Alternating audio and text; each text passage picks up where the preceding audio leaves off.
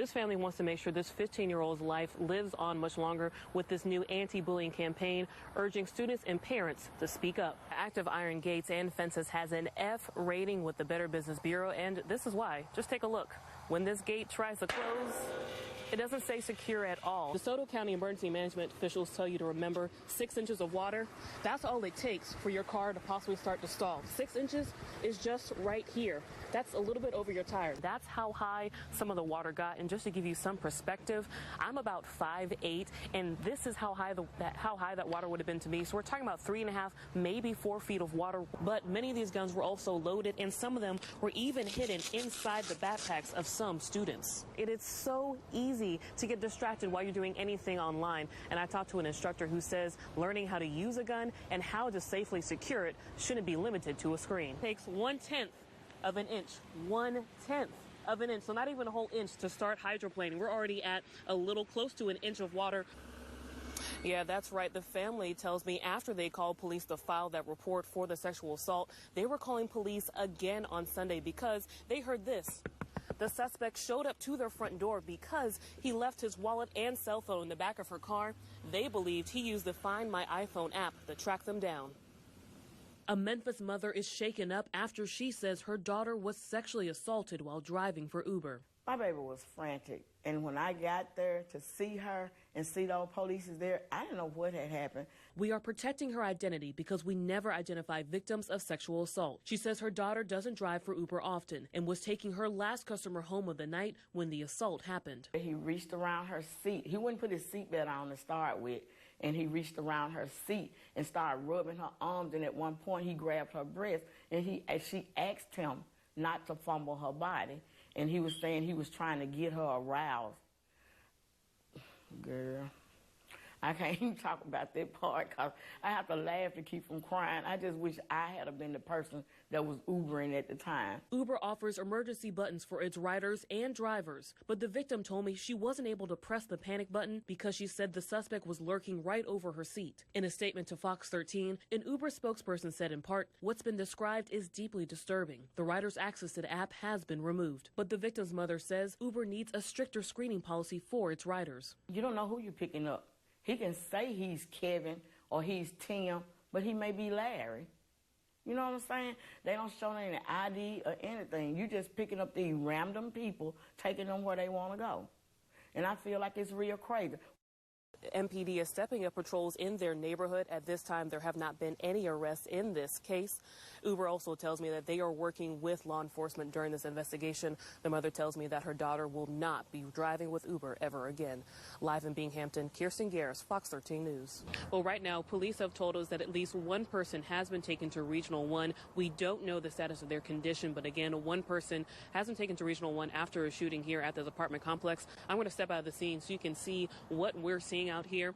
I'm going to have my photographer Chris zoom in towards the back of the apartment complex. You can see there are several police cars that have gathered there. I imagine they are working to figure out this crime scene. But then further up, I'm going to have Chris pan up. You can see there is a SkyCop camera. There are several around this apartment complex. So we are going to ask Memphis police if those SkyCop cameras caught anything. For those of you who don't know, those cameras are connected to MPD's real-time crime center. So they can actually see what happens from these cameras and then figure out how to solve that crime. So we'll be asking Memphis police if anything was captured on those cameras. At this time, we are reaching out to them to figure out what led up to the scene, who may be involved, and also if there are any suspects on the loose. At this time, all we know is that one person has been taken to Regional 1. As soon as we get more information, we will keep you updated. Live in South Memphis, Kirstin Garriss, Fox 13 News. And we called the city for this story, and since then, they have put out some cones in front of that debris. But take a look. This is what it looked like earlier today. You had tires in the middle of the road, and neighbors tell me this wasn't the first time they've had to clean up after strangers, and it probably won't be the last. Yeah. J.B. Smiley Jr. and his father live in South Memphis, and oftentimes they find themselves doing this. This is what they won't pick. Cleaning up trash that doesn't belong to them. It's people who come through the community to see some of the abandoned homes and treat the area like it's a dump site. We want people to know we live here, our communities matter. The latest dump was found here along Saxton Avenue and Shaw Place in South Memphis, one of the poorest zip codes in the city. Get them out the way. Community activist Hunter Dempster saw the trash on Sunday and posted about it on Facebook. Here, pull over.